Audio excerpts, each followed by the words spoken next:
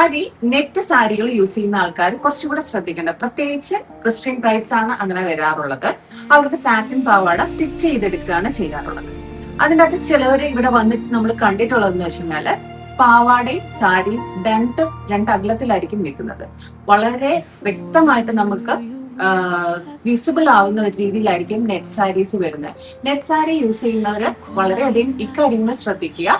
കാരണം അവർക്ക് ഹൈഡ് ചെയ്യാൻ ഇതിനുള്ളിൽ നമുക്ക് പറ്റില്ല. നമുക്ക് പാവാടയുടെ താഴത്തെ പോർഷൻ പാവാട സെപ്പറേറ്റും സാരി സെപ്പറേറ്റുമായിട്ട് നിൽക്കാറുണ്ട്. അത് വളരെ ഒരു ബോറായിട്ടുള്ള രീതിയിൽ കാണാറുണ്ട്.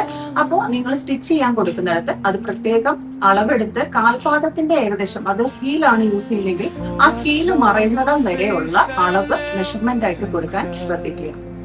പിന്നെ അതുപോലെ തന്നെയുള്ള വേറൊരു പ്രശ്നം എന്താണെന്ന് വെച്ച് കഴിഞ്ഞാല് നമ്മുടെ സാരിയുടെ ബ്ലൗസ്.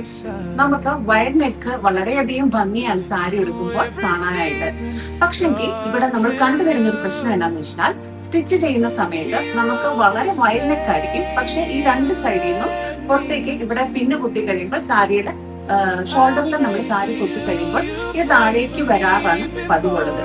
അപ്പൊ അതൊന്ന് ഒഴിവാക്കാനായിട്ട് പുറകിലായിട്ട് ഒരു ചെറിയ എന്തെങ്കിലും ഒരു നാടയോ അല്ലെങ്കിൽ അങ്ങനെ എന്തെങ്കിലും ഒന്ന് ഒരു സ്റ്റൈലിഷ് ആയിട്ട് കൊടുക്കുകയാണെങ്കിൽ അത് ഷോൾഡറിൽ നിന്ന് താഴേക്ക് ഇറങ്ങി പോകാതിരിക്കാനായിട്ട് നമുക്ക് സാധിക്കുന്നതാണ്. പിന്നെ പാവാട, അണ്ടർസ്കേർട്ട്.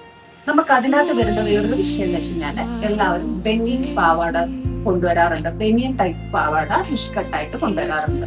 അതിൽ കുഴപ്പമൊന്നുമില്ല. പക്ഷെ എല്ലാവർക്കും അത് സൂട്ടബിൾ ആവണമെന്നില്ല. കാരണം ഈ ഒരു പോർഷനിൽ നമ്മൾ നല്ലതായിട്ട് ടൈറ്റ് ചെയ്ത് കെട്ടിയെങ്കിൽ മാത്രമേ നമുക്ക് സാരി ഉടുക്കുന്നത് അത്രമാത്രം ഇറങ്ങി പോകാതെ നല്ല നമ്മൾ എൻഡ് ഓഫ് ദ ഡേ വരെ കറക്റ്റ് ആയിട്ട് നിൽക്കും. പക്ഷേ ഈ ബിന്നിയൻ ടൈപ്പ് ആകുമ്പോൾ നമുക്ക് സ്ലിപ്പ് ആവാനുള്ള സാധ്യതയുണ്ട്. അതുപോലെ തന്നെ പാവാടയുടെ ഈ ഒരു പോർഷനില് നല്ല വീതിക്കായിരിക്കും ഇതിന്റെ ഇലാസ്റ്റിക്കിന്റെ ആ ഒരു പോർഷൻ വരുന്നത്. അത് പ്രശ്നം എന്താണെന്ന് വെച്ച് കഴിഞ്ഞാല് നമുക്ക് ഇലാസ്റ്റിക് സെപ്പറേറ്റ് ആയിട്ടും പാവാടയുടെ ത്രെഡ് സെപ്പറേറ്റ് ആയിട്ടുമായിരിക്കും ടൈറ്റ് ചെയ്യാൻ സാധിക്കുന്നത്. അപ്പൊ നമുക്ക് പാവാടയിലിട്ട് നമ്മൾ സാരി ഇവിടത്തെ പോർഷനൊക്കെ നമ്മൾ കുത്തുമ്പോൾ ഇവിടെ ഇങ്ങനെ വീർത്ത് നിൽക്കാനുള്ള സാധ്യതകൾ കൂടുതലാണ്.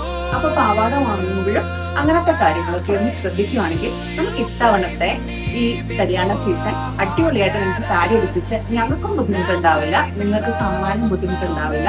എന്തെങ്കിലും ഇതിനെ കുറിച്ച് ഡൗട്ടുള്ള കാര്യങ്ങളോ ഉണ്ടെങ്കിൽ മെസ്സേജ് ചെയ്യുക. അപ്പൊ താങ്ക് യു.